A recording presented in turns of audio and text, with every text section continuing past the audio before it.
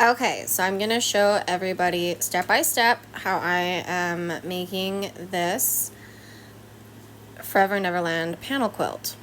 The first step is to go through a checklist and make sure that you have all of the supplies and all of the correct fabric. So I've already done that, have that laid out.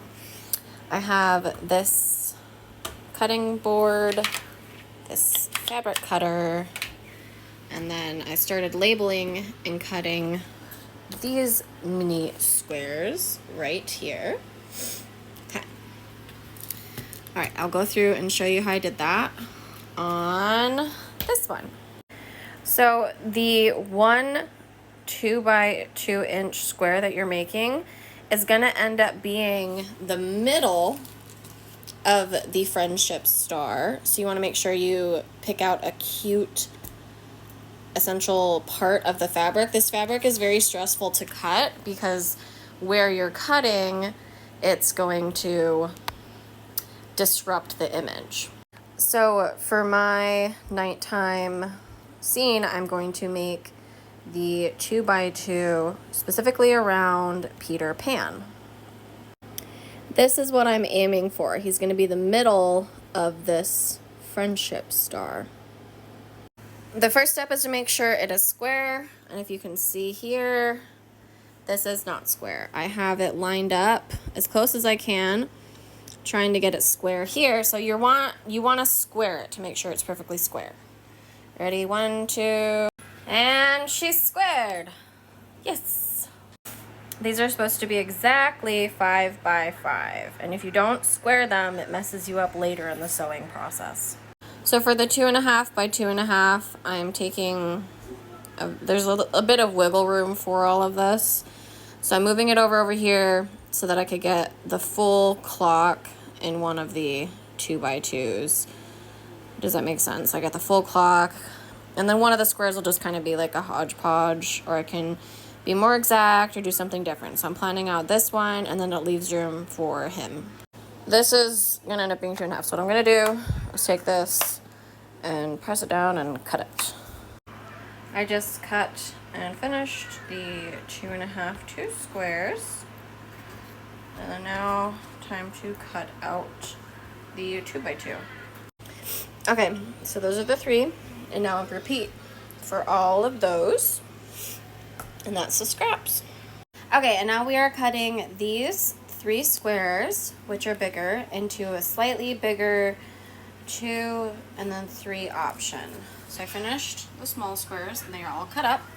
And then the big squares, I'm now cutting those up into 2 3x3s and then 1 2x2s. Same thing, the smaller one's gonna be the middle, so you pick something cute for the middle, so that's my 2.5 by 2.5 middle. The next part is very easy. You get these 2 patterns and cut super long rectangles. They'll look similar to this, and then label them and put them in the bags. I always do a little extra fabric because there's a lot of scraps, so don't feel too bad putting a tiny bit extra, and just like know that you did extra. That will help. And now for our next trick, LOL. So with this super long piece of fabric, it's 44 inches by about 32 inches, which is 1,012 square 1 inches of fabric.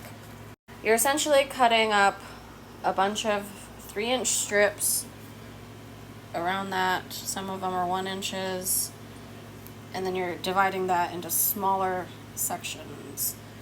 Don't cry. It will work out in the end. I will meet you if there's an issue getting enough of this to equal all of that. It should all add up. So here's a tip for the 44 2x2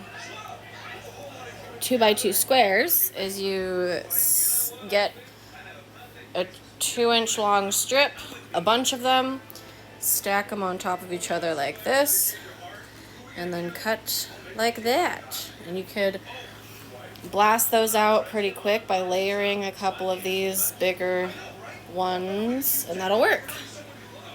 And definitely mark as you go which ones you do, and then label your bags. All of the fabric is cut. That's how I'm going to end the night. Have that all cut.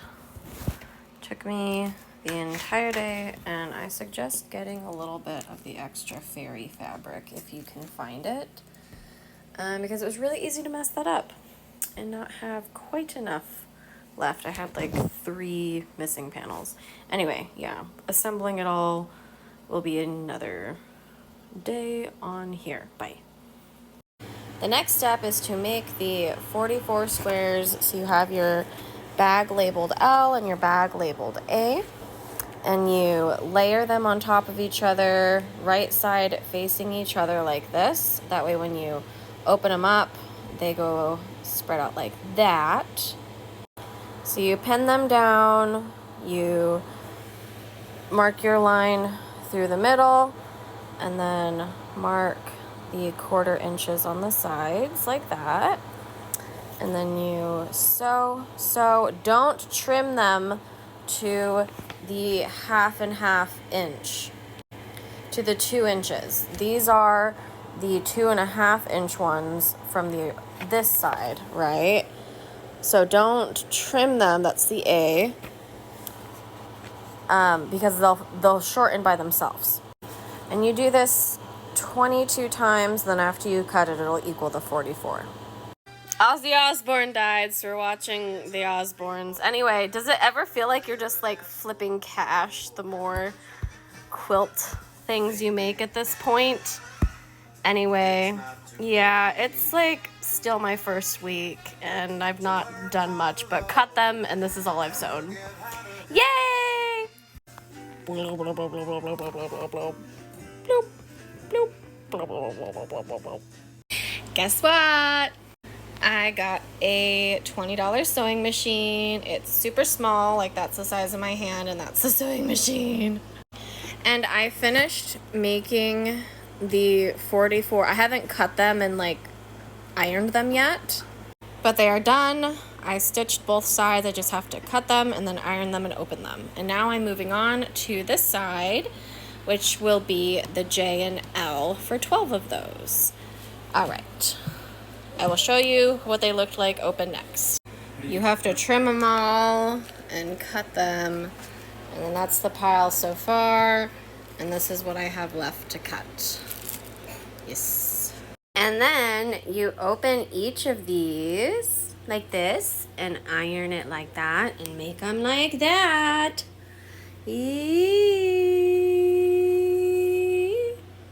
We finished those. Now we are on step 2.